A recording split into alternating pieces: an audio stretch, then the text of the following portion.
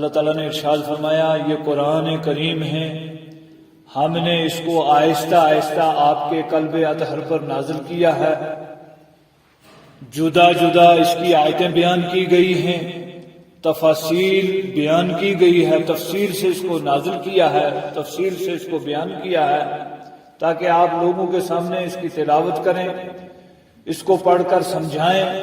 چنانچہ نزول قرآن کا سارا وقفہ 23 سالہ وقفہ ہے، 23 سال میں یہ قرآن کریم نازل ہوا ہے۔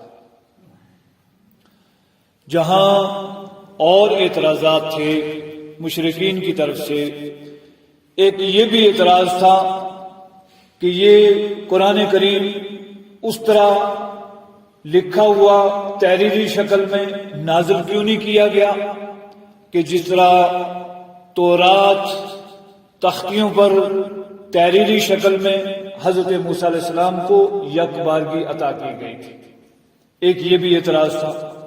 اللہ رب الجلال نے اس اعتراض کا جواب دیا، وَلَوْ نَزَّلْنَا عَلَيْكَ كِتَابًا فِي قِرْطَاسٍ فَلَمَسُوهُ بِأَيْدِيهِمْ لَقَالَ الَّذِينَ كَفَرُوا إِنْ هَذَا إِلَّا سِحْرٌ مُبِينٌ۔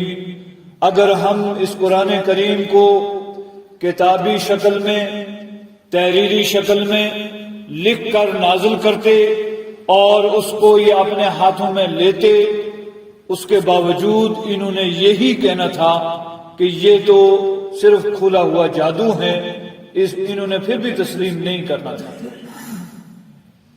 اس لیے کہ اللہ رب ذوالجلال عالم الغیب والشہادہ ہے، آنے والے سارے حالات، گزرے ہوئے سارے حالات اسے پتہ ہیں، اس کے علم میں ہیں، لہذا اس نے یہ اعلان کیا، یہ وضاحت فرمائی کہ آپ رنجیدہ نہ ہوں، آپ پریشان نہ ہوں۔ اگر ہم یہ کتاب لکھی ہوئی تحریری شکل میں آپ کے سامنے پیش کرتے تو انہوں نے پھر بھی یہی کہنا تھا کہ یہ تو جادو ہے، یہ تو سحر ہے، انہوں نے تسلیم نہیں کرنا تھا۔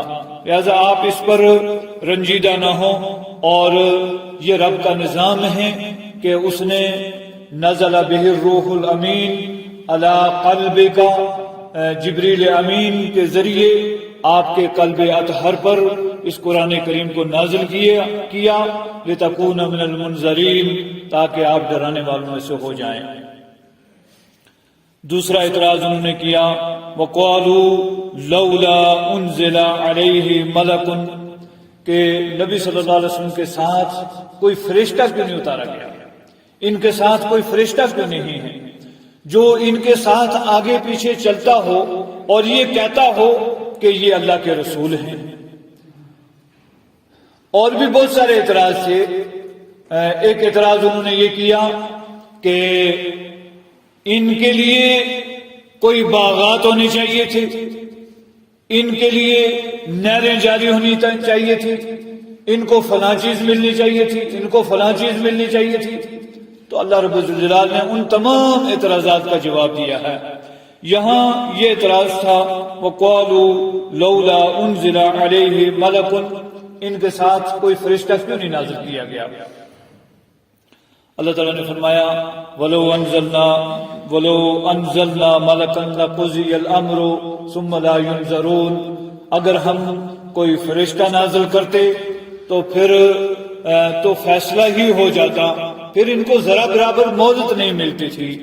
فرشتے جب آتے ہیں وہ عذاب لے کر آتے ہیں، اور انبیاء سابقین کے واقعات موجود ہیں کہ جب بھی ملائکہ آئے، فرشتے آئے، ان کے ذریعے اللہ رب الجلال نے بڑی بڑی تباہیاں، بربادیاں اور قوموں کو نیست و نابود کیا ہے، صفحہ ہستی سے مٹایا ہے۔ فرشتے آئیں گے، یہ فرشتوں کو طالب کرتے ہیں، فرشتوں کے بارے میں ان کا مطالبہ ہے، ان کی چاہت ہے، یہ کوئی اچھی بات نہیں ہے۔ اگر فرشتے آئیں گے تو پھر ان کے درمیان فیصلہ ہی ہو جائے گا، پھر ان کو کسی قسم کی کوئی مہلت نہیں ملے گی۔ آگے ارشاد فرمایا وَلَوْ جَعَلْنَاهُ مَلَكًا لَجَعَلْنَاهُ رَجُلًا وَلَلَبَسْنَا عَلَيْهِمْ مَا يَلْبِسُونَ. اگر ہم، ایک اعتراض یہ بھی تھا کہ یہ رسول صلی اللہ علیہ وسلم بشری مخلوق میں سے کیوں بھیجے گئے ہیں، کسی فرشتے کو رسول بنا کر کیوں نہیں بھیجا گیا. جو اعتراضات تھے ان میں ایک اہم اعتراض یہ بھی تھا کہ یہ رسول انسانی مخلوق میں سے، بشری مخلوق میں سے کیوں بھیجے گئے ہیں، کسی فرشتے کو رسول بنا کر کیوں نہیں بھیجا گیا. اس کے جواب میں اللہ تعالیٰ نے ارشاد فرمایا وَلَوْ جَعَلْنَاهُ مَلَكًا لَجَعَلْنَاهُ رَجُلًا. اگر ہم کسی فرشتے کو بھی رسول بنا کر بھیجتے تو اس کو انسانی شکل میں ہی بھیجتے. وَلَلَبَسْنَا عَلَيْهِمْ مَا يَلْبِسُونَ. جو اشکال ان کو آج ہے وہ فرشتے کے آنے کی صورت میں بھی ان کا اشکال یا ان کا اعتراض باقی رہے گا. اس نقطے کو اچھی طرح سمجھنا چاہیے. بلکہ رب کائنات نے تو بطور احسان اس چیز کو جتلایا ہے. دوسری جگہ ارشاد گرامی ہے لَقَدْ مَنَّ اللَّهُ عَلَى الْمُؤْمِنِينَ إِذْ بَعَثَ فِيهِمْ رَسُولًا مِّنْ أَنفُسِهِمْ يَتْلُو عَلَيْهِمْ آيَاتِهِ وَيُزَكِّيهِمْ وَيُعَلِّمُهُمُ الْكِتَابَ وَالْحِكْمَةَ. کہ اللہ رب ذوالجلال نے احسان عظیم فرمایا ہے مومنوں پر کہ ان میں ایک رسول بھیجا جو ان میں سے ہے، ان کی جنس میں سے رسول بھیجا ہے. دیکھیے انسانوں کی ہدایت، انسانوں کی رہنمائی، یہ مقصد ہے انبیاء اور رسل کی تشریف آوری کا. وَيُعَلِّمُهُمُ الْكِتَابَ وَالْحِكْمَةَ. نبی کی شان میں یہ جملے ارشاد فرمائے ہیں. وَيُزَكِّيهِمْ. نبی اس لیے تشریف لائے کہ ان کو کتاب سکھائیں، حکمت سکھائیں اور ان کا تزکیہ کریں، ان کو جینے اور مرنے کے اصول اور ضابطے بتائیں. اب یہ جینے اور مرنے کے اصول اور ضابطے بشر ہی بتا سکتا ہے جس میں یہ ساری خصوصیات موجود ہیں. فرشتوں میں یہ خصوصیات موجود نہیں ہیں. مثلا سارے مراحل آپ دیکھ لیں، فرشتے بیاہ نہیں کرتے، شادی نہیں کرتے. انسان شادی بیاہ یہ نظام بنایا ہے. رب کائنات نے فرمایا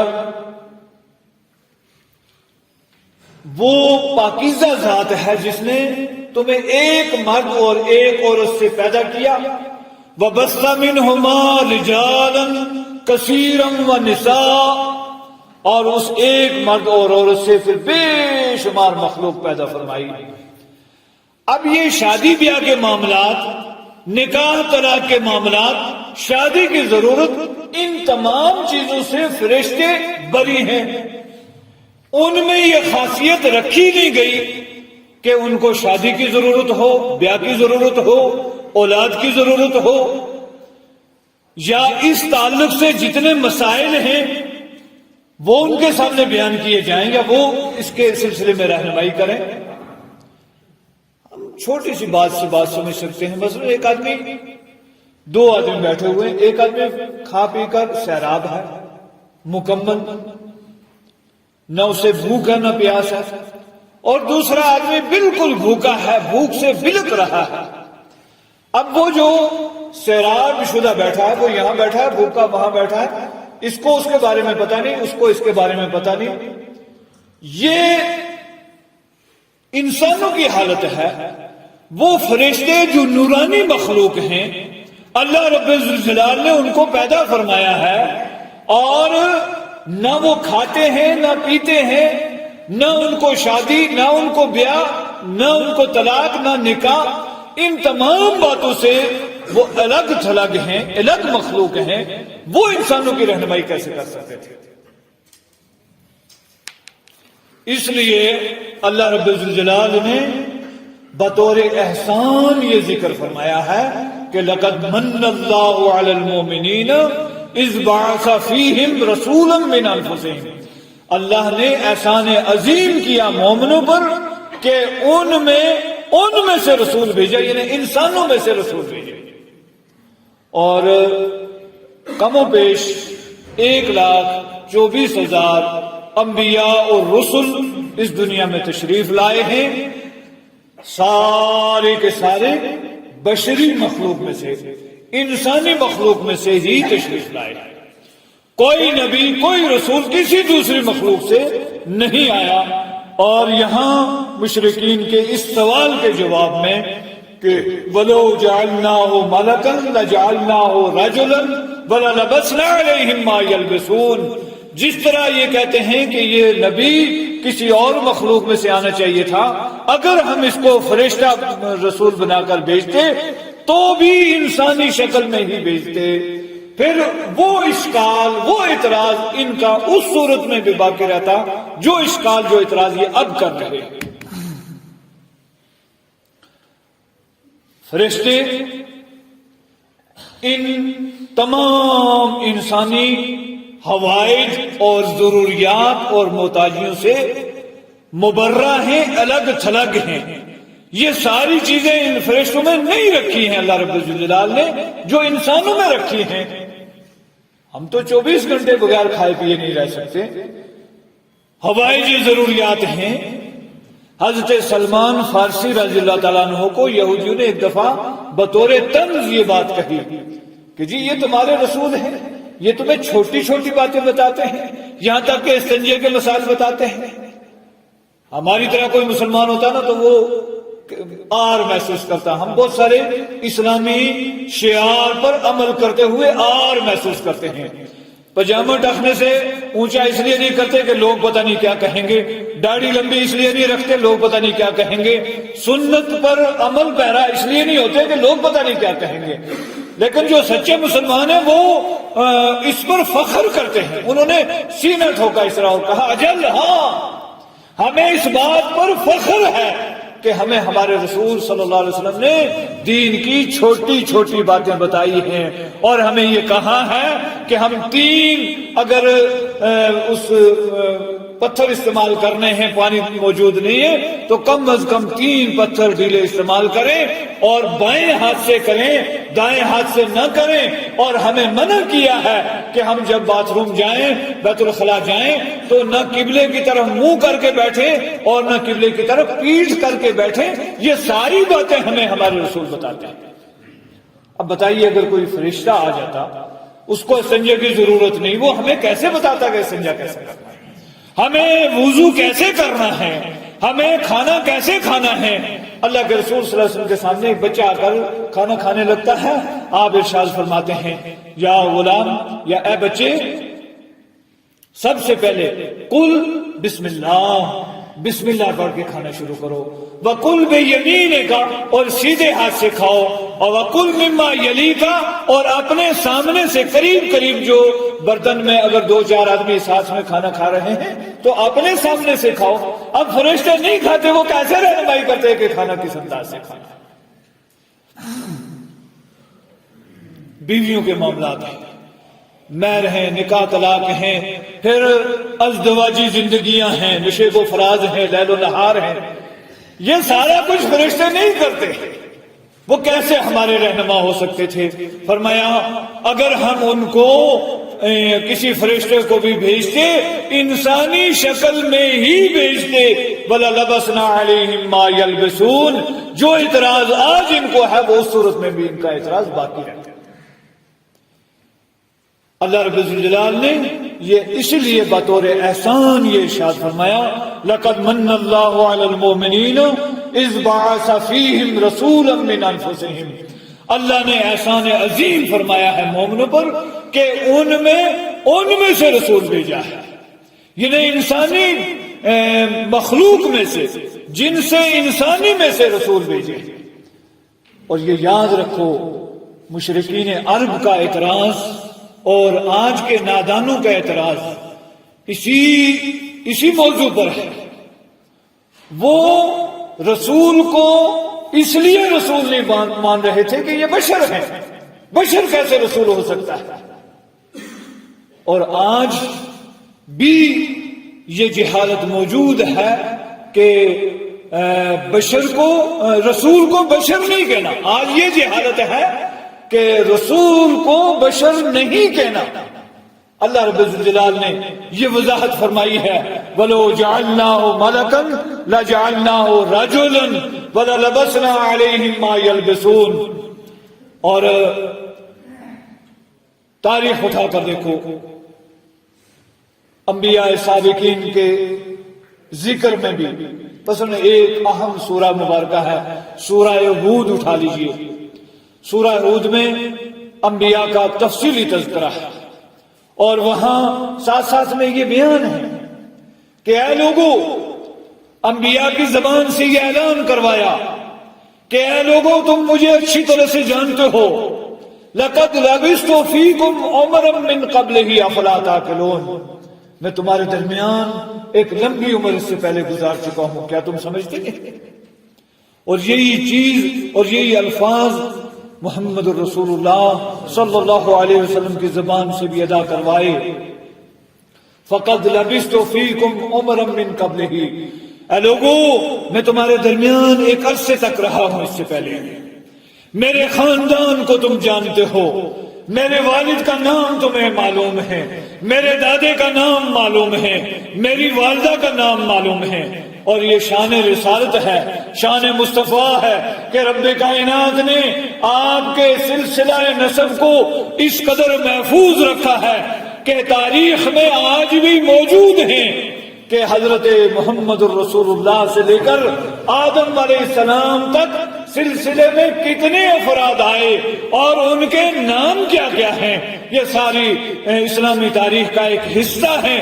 میں وہ سارے اس وقت بیان نہیں کر پاؤں گا، لیکن آپ کے وہ سلسلے میں سارے افراد، آپ کی والدہ اور والدہ کے والدین کون تھے، وہ کس خاندان سے تھی، آپ کے والد اور پھر آپ کے دادا، پھر پردادا، اور پھر یہ حضرت سیدنا اسماعیل ذبیح اللہ سے لے کر ابراہیم خلیل اللہ سے لے کر اور پھر آدم علیہ السلام تک یہ سلسلہ نسب موجود ہے، جو اس بات کی واضح دلیل اور گواہی اور شہادت ہے کہ اللہ رب الجلال نے آپ کو بشری مخلوق میں پیدا فرمایا. اور فرمایا کہ اگر ہم کسی فرشتے کو بھیجتے تو ان کو یہ سارے شکوک، یہ سارے شبہات اسی طرح باقی رہتے جس طرح یہ آج کرتے ہیں. 2 دفعہ اللہ کے رسول صلی اللہ علیہ وسلم نے فرشتے کو، جبریل امین کو ان کی اصلی شکل میں دیکھا. پہلی وحی نازل ہونے کے بعد کچھ وقفہ گزرا تو سلسلہ وحی منقطع رہا. آپ بے انتہا پریشان تھے. وہ پوری تاریخ ہمیں پڑھنی چاہیے، میں وہ ساری باتیں نہیں کہہ پاؤں گا، جمعے کا ٹائم مختصر ہوتا ہے، متعین ہوتا ہے. آپ راستے میں آ رہے ہیں تو آواز آئی، آپ نے دیکھا تو وہ فرشتہ آپ کے سامنے کھڑا ہے، اور جبریل امین زمین سے لے کر آسمان تک پوری فضا کر رہی ہے. نصف ایریا، یعنی اس طرح آدھا کر لو، گویا یہاں سے مشرق سے مغرب تک کا پورا ایریا بھرا ہوا ہے، اور ان کا قد اتنا لمبا ہے کہ آسمان تک ہے. بعض روایات کے مطابق ان کے کتنے 600 پر. اب ہم نے مسئلہ پوچھ رہے ہیں کہ ہم نے مسواک کیسے کر دیا. اتنی بڑی شخصیت سے کون پوچھے گا، کیسے پوچھے گا، کس طرح اس کے قریب جائے گا؟ نہیں جا سکتا ہے. ہمیں بیوی کے حقوق کس طرح ادا کرنے ہیں، ہم نے تجارت کس طرح کرنی ہے، ہم نے لین دین کیسے کرنے ہیں، ہم نے ناپ تول کیسے کرنی ہے، یہ کیسے ہم جبریل امین سے پوچھ سکتے ہیں یا کسی فرشتے سے پوچھ سکتے ہیں؟ یہ ناممکن تھا. فرمایا اگر ہم، اور ایک مرتبہ اللہ کے رسول صلی اللہ علیہ وسلم نے معراج کے موقع پر وَلَقَدْ رَآهُ نَظْرَةً أُخْرَىٰ عِنْدَ سِدْرَةِ الْمُنتَهَىٰ عِنْدَهَا جَنَّةُ الْمَأْوَىٰ. یہ رب الجلال نے بیان فرمایا ہے کہ آپ نے جبریل امین کو ایک مرتبہ اور دیکھا تھا کہاں کہ سدرۃ المنتہا کے پاس، اذ یغشی السدرۃ ما یغشی، وہاں صرف 2 مرتبہ آپ نے جبریل امین کو ان کی اصلی شکل میں دیکھا۔ اب اگر کوئی فرشتہ اصلی شکل میں آ جائے وہ ہماری کیسے رہنمائی کر سکے گا؟ لوگ اس کو دیکھ کر دور بھاگیں گے۔ حضرت صالح علیہ السلام کی قوم نے مطالبہ کیا کہ ہمیں اگر آپ سچے رسول ہیں معجزہ دکھاؤ، ہر نبی سے معجزے مانگے گئے کہ آپ اگر سچے رسول ہیں ہمیں ایک معجزہ دکھاؤ۔ کیا معجزہ چاہیے؟ کہا ہمیں اس پتھر سے گابن اونٹنی نکال کے دکھاؤ اگر تم اللہ کے سچے رسول ہو۔ تو انبیاء اور رسول کو اللہ رب الجلال نے معجزات عطا فرمائے ہیں۔ چنانچہ یہ معجزے کے طور پر یہ اونٹنی پیدا ہوئی، اور وہ اونٹنی جب سامنے آئی، اس اونٹنی کو دیکھ کر سارے جانور دور بھاگتے تھے، کوئی اس کے قریب نہیں آ رہا۔ جھگڑا پیدا ہوا، جب وہ پانی کے لیے آ جاتی تو سارے جانور بھاگتے۔ فرمایا ان الماء قسمۃ بینہم کل شرب مختصر، فرمایا اب پانی کی تقسیم ہے، جب یہ اونٹنی پانی پر آئے گی تمہارے بھیڑ بکریاں جانور نہیں آئیں گے، اور جب تمہارے جانور آئیں گے اس وقت یہ اونٹنی نہیں آئے گی۔ پانی کی تقسیم کی گئی اور یہ کہا گیا ہر ایک اپنی اپنی باری پر آیا۔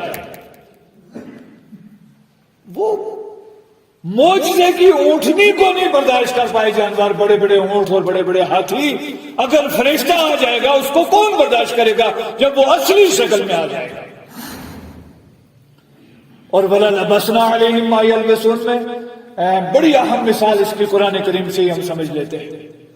سیدنا ابراہیم خلیل الرحمن علیہ السلام تشریف فرما ہیں، 2 فرشتے آئے اور بعض روایات کے مطابق جبریل اور میکائیل تھے، برل انسانی شکل میں آ گئے۔ فوراً ابراہیم علیہ السلام اٹھے، گھر گئے، فَجَاءَ بِعِجْلٍ سَمِينٍ، بنا ہوا گوشت بچڑے کا لا کر سامنے رکھا۔ فَقَرَّبَهُ إِلَيْهِمْ قَالَ أَلَا تَأْكُلُونَ، کھانا سامنے کر کے کہنے لگے آپ کھاتے کیوں نہیں؟ ابراہیم علیہ السلام نہیں سمجھ سکے کہ یہ فرشتے ہیں، رسول ہونے کے باوجود نہیں سمجھ سکے کہ یہ فرشتے ہیں۔ جب انہوں نے کھانا نہیں کھایا فرمایا قَالَ فَمَا خَطْبُكُمْ أَيُّهَا الْمُرْسَلُونَ قَالُوا إِنَّا أُرْسِلْنَا إِلَىٰ قَوْمٍ مُجْرِمِينَ۔ پھر وہ پوری تفسیر آگے بیان ہوئی۔ فرشتے انسانی شکل میں آئے تو پھر وَلَلَبَسْنَا عَلَيْهِمْ مَا يَلْبَسُونَ، قرآن فرماتا ہے وہ اشکال ان کا اس صورت میں پھر بھی باقی رہتا جو اشکال اب یہ پیش کر رہے ہیں، وہ اعتراض ان کا اس صورت میں بھی باقی رہتا جو اعتراض یہ اب پیش کر رہے ہیں۔ انسانی شکل میں آئے تو پھر تو فرق ہی کیا رہے گا؟ حضرت ابراہیم علیہ السلام کے پاس سے اٹھے، ان کو ایک خوشخبری سنائی اور یہ بتایا کہ ہم لوط علیہ السلام کی قوم کو تباہ کرنے کے لیے جا رہے ہیں۔ وہ لمبی بات ہے، لوط علیہ السلام کی قوم کی طرف سے بڑی دیر تک حضرت ابراہیم علیہ السلام دفاع کرتے رہے، لیکن پھر جب یہ بتایا انہو قد جاء امر ربک وانہم آتیہم عذاب غیر مردود کہ یہ رب کا حکم اٹل فیصلہ آ چکا، اب یہ عذاب ٹلنے والا نہیں ہے۔ فرشتے اٹھے اور چلے گئے کہاں؟ حضرت لوط علیہ السلام کے پاس۔ لوط علیہ السلام کے سامنے بھی انسانی شکل میں گئے۔ جب وہ انسانی شکل میں گئے تو لوط علیہ السلام بھی دیکھ کر پریشان ہو گئے۔ لو ان لی قوتا او آوی الی رکن شدید کے الفاظ شاہد ہیں قرآن کریم کے کہ لوط علیہ السلام بھی نہیں پہچان پائے اور گھبرائے قوم کی اس برائی اور بے حیائی کی وجہ سے کہ یہ مہمان آ گئے ہیں اور مہمانوں کے ساتھ کوئی بدسلوکی نہ کر جائے، کوئی ان کے ساتھ غلط حرکت نہ ہو جائے، نہایت رنجیدہ اور پریشان ہوئے۔ پھر اس وقت انہوں نے کہا قالوا لا تخف، آپ گھبرائیں نہیں، ہم رب کے بھیجے ہوئے رسول ہیں، ہم آپ کی اس قوم کو تباہ اور برباد کرنے کے لیے آئے ہیں۔ فاسرِ بِأَهْلِكَ بِقِطْعٍ مِّنَ اللَّيْلِ، رات کے حصے میں اپنے اہل و عیال کو لے کر یہاں سے چلے جاؤ۔ وَلَا يَلْتَفِتْ مِنْكُمْ أَحَدٌ، کوئی پیچھے مڑ کر نہ دیکھے۔ وَامْضُوا حَيْثُ تُؤْمَرُونَ، وہاں چلے جاؤ جہاں جانے کا تمہیں حکم دیا جا رہا ہے۔ تو اللہ کا قرآن سچا ہے۔ جھگڑے کیوں پڑھتے ہیں کہ ہم قرآن پڑھتے نہیں، قرآن سمجھتے نہیں۔ تو تین چیزوں کا یہاں جواب اس درس میں آج کے دیا گیا. وَلَوْ نَزَّلْنَا عَلَيْكَ كِتَابًا فِي قِرْطَاسٍ فَلَمَسُوهُ بِأَيْدِيهِمْ. اگر ہم اس قرآن کریم کو تحریری شکل میں لکھا ہوا کاغذوں پر آپ کو عطا کرتے تو اس صورت میں بھی ان لوگوں نے یہی کہنا تھا کہ یہ کھلا ہوا جادو ہے، جادو کے علاوہ اور کوئی چیز اس کو تسلیم نہیں کرتے تھے. اور اگر ہم وَقَالُوا لَوْلَا نُزِّلَ عَلَيْهِ مَلَكٌ، اگر ہم کوئی فرشتہ، انہوں نے یہ مطالبہ کیا کہ ان کے ساتھ کوئی فرشتہ کیوں نہیں نازل کیا گیا، اگر ہم کوئی فرشتہ نازل کر دیتے تو پھر ان کے اوپر عذاب آ جاتا اور فیصلہ ہو جاتا اور پھر یہ باقی نہ بچتے. اور تیسرا اعتراض یہ کیا کہ یہ رسول اللہ صلی اللہ علیہ وسلم رسول جو بھیجے گئے ہیں یہ انسانی اور بشری مخلوق میں سے کیوں بھیجے گئے ہیں، یہ فرشتے کیوں نہیں بنا کر بھیجے گئے. تو اس کے متعدد جواب اللہ رب الجلال نے عطا فرمائے اور فرمایا وَلَوْ جَعَلْنَاهُ مَلَكًا لَجَعَلْنَاهُ رَجُلًا، کیونکہ فرشتہ آ کر فرشتے سے یہ آمنا سامنا نہیں کر پائیں گے، اس سے یہ کوئی سوال پوچھ نہیں پائیں گے، اس کی ہیبت سے ہی یہ کپ کپائیں گے، بھاگیں گے، دور بھاگیں گے. یہاں رسول اللہ سے آ کر تو چھوٹے چھوٹے لوگوں نے سوالات پوچھے ہیں. آپ سفر میں تشریف لے جا رہے ہیں، راستے میں تشریف لے جا رہے ہیں، خاتون آ جاتی ہیں، بوڑھی خاتون آتی ہیں، آپ کو روک لیتی ہیں، آپ رک جاتے ہیں، وہ مسائل پوچھتی ہیں، وہ دیر تک گفتگو کرتی ہیں، امام کائنات کھڑے ہیں، دیر تک تشریف فرما ہیں اور اس کے سوالوں کے جواب دے رہے ہیں. یہاں غلام بھی آتے ہیں، یہاں شاہ بھی آتے ہیں، یہاں گدھا بھی آتے ہیں، اور یہ اتنے رحیم و کریم ہیں کہ کائنات میں ان سے رحیم و کریم بہتر رب نے کوئی پیدا ہی نہیں فرمایا. اور فرمایا وَلَوْ كُنْتَ فَظًّا غَلِيظَ الْقَلْبِ لَانفَضُّوا مِنْ حَوْلِكَ، اگر آپ ترشرو ہوتے، بد کلام ہوتے، بد زبان ہوتے اور سخت ہوتے تو ساری انسانیت آپ سے دور بھاگتی. لیکن یہ فَبِمَا رَحْمَةٍ مِّنَ اللَّهِ لِنْتَ لَهُمْ، یہ اللہ کی رحمت ہے کہ آپ ان کے لیے نرم دل ہیں، رفیق ہیں، شفیق ہیں، رؤوف و رحیم ہیں، رحمت للعالمین ہیں. جس نے چاہا، جب چاہا، جو مسئلہ چاہا وہ اس نے آ کر پوچھا، آداب سکھائے. ایک مرتبہ لوگ آئے، آ کر انہوں نے آپ آرام فرما رہے ہیں، دروازے پردے کے پیچھے سے زور زور سے پکارنا شروع کیا، بلانا شروع کیا. رب الجلال نے فرمایا اے نبی آپ ان پر ناراض نہیں ہونا. ان الذین ینادونک من وراء الحجرات اکثرهم لا یعقلون اکثرهم لا یعلمون، یہ جو آپ کو دروازے کے پیچھے سے آ کر، دیوار کے پیچھے سے آ کر بلا رہے تھے، یہ بیچارے جاہل ہیں، ناداں ہیں، آپ ان پر ناراض نہیں ہونا. اور ان کو یہ تمیز سکھائی کہ وَلَوْ أَنَّهُمْ صَبَرُوا حَتَّى تَخْرُجَ إِلَيْهِمْ لَكَانَ خَيْرًا لَهُمْ. ان کے لیے بہتر یہ ہے کہ یہ آ کر آپ کے دربار پر بار انتظار کریں، جب آپ خود بخود اندر سے باہر تشریف لائیں اس وقت گفتگو کریں. تو یہ سارا کا سلسلہ فرشتوں سے ناممکن تھا، اس لیے اللہ نے کسی فرشتے کو رسول بنا کر نہیں بھیجا. اور چونکہ انسانی ضروریات سمجھنی تھی، انسانی ہدایت مطلب تھی، اس لیے اللہ رب الجلال نے انسانوں میں سے حضرت محمد رسول اللہ صلی اللہ علیہ وسلم کو رسول اور بنا کر بھیجا. لیکن یہ یاد رکھو کہ یہ کہہ دینا کوئی گستاخی نہیں ہے، بلکہ یہ رفعت شان ہے. مثال کے طور پر فرشتے روزانہ زمین سے آسمان پر آتے جاتے ہیں. ہر رسول اللہ صلی اللہ علیہ وسلم کی صحیح حدیث ہے کہ اور قرآن کریم میں بھی اس کی تفصیل موجود ہے. فرشتے آتے ہیں صبح کی نماز میں، رات اور دن والے وہاں جمع ہو جاتے ہیں، پھر عصر کی نماز میں رات اور دن والے جمع ہو جاتے ہیں. دو فرشتے جو رات کے اعمال لکھنے والے، دو فرشتے جو دن کے اعمال لکھنے والے، یعنی یہ روزانہ آ جا رہے ہیں اور رب کے دربار میں اعمال پیش کر رہے ہیں. یہ کوئی بڑی بات نہیں تھی.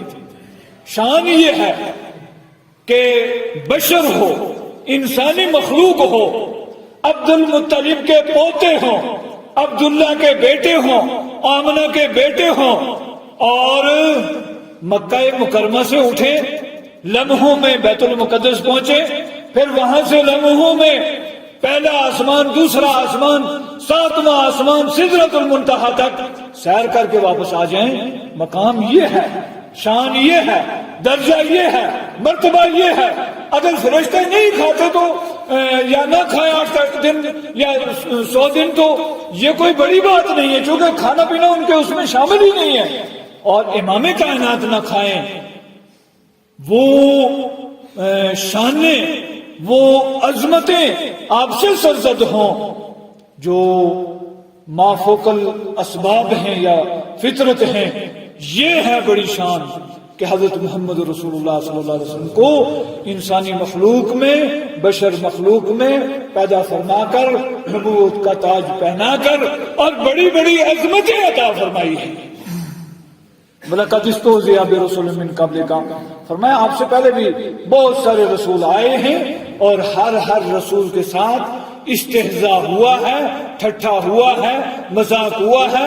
جو کچھ یہ لوگ آپ کو کہہ رہے ہیں یہ سارا کا سارا سلسلہ انبیاء سابقین کے ساتھ بھی ہوا ہے، یہ آج کی کوئی نئی بات نہیں ہے۔ وَلَقَدِ اسْتُهْزِئَ بِرُسُلٍ مِّن قَبْلِكَ فَخَاقَ بِالَّذِينَ سَخِرُوا مِنْهُمْ، فرمایا فَحَاقَ بِالَّذِينَ سَخِرُوا مِنْهُمْ مَا كَانُوا بِهِ يَسْتَهْزِئُونَ، جو ٹھٹھا اور مذاق اڑاتے رہے اسی چیز نے آ کر ان کو گھیر لیا اور وہ صفائے ہستی سے مٹا دیے گئے۔ انبیاء سابقین کی تاریخ میں بے شمار ایسے واقعات ہیں، اور پھر رسول اللہ صلی اللہ علیہ وسلم کو ایک طرح سے یہ تسلی دی جا رہی ہے کہ آپ رنجیدہ خاطر نہ ہوں، آپ پریشان نہ ہوں، یہ سب کچھ آپ سے پہلے بھی ہوتا رہا ہے۔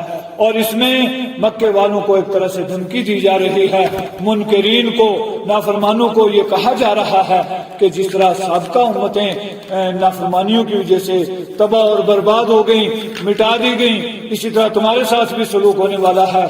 جس طرح ان کے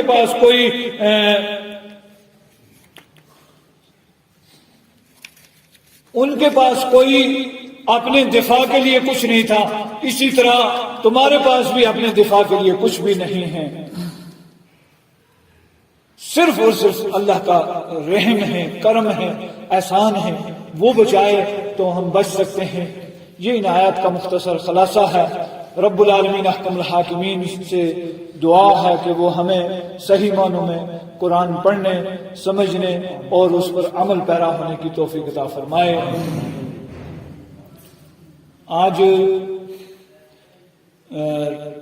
رمضان شریف کی نسبت سے کچھ کہنا تھا، لیکن میں نے جس طرح بارہا عرض کیا کہ میں چاہ رہا ہوں کہ یہ تسلسل چلتا رہے اور جتنا جلد ممکن ہو ہم یہ شرف حاصل کر لیں، اس لیے زیادہ رمضان کی نسبت سے کچھ نہیں کہا گیا۔ البتہ یہ شہر عظیم ہے، عظیم مہینہ ہے جو سایہ فگن ہونے والا ہے، اس کے لیے تیاریاں کر لیں۔ سب سے پہلے اپنی نیتیں خالص کریں، اخلاص نیت ہو، ارادے پر ہی اعمال کا دار و مدار ہے۔ صحیح حدیث ہے، رسول اللہ صلی اللہ علیہ وسلم نے ارشاد فرمایا ہے انما الاعمال بالنیات، اعمال کا دار و مدار نیتوں پر ہے۔ وانما لامرئ ما نوى، انسان کو وہی کچھ ملے گا جو اس نے نیت کی ہوگی۔ اخلاص نیت سے، سچے دل سے، پکی سچی توبہ کریں ہم۔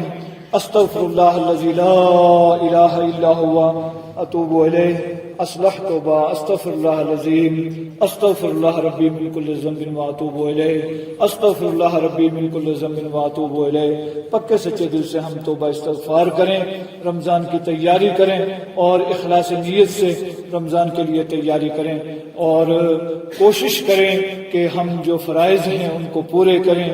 اللہ نے رمضان کے روزے فرض فرمائے ہیں، اور چھوٹی چھوٹی چیزوں کو لے کر، معمولی باتوں کو لے کر، معمولی عذر لے کر لوگ رمضان کے روزے توڑتے ہیں، کوتاہیاں کرتے ہیں، غفلتیں کرتے ہیں۔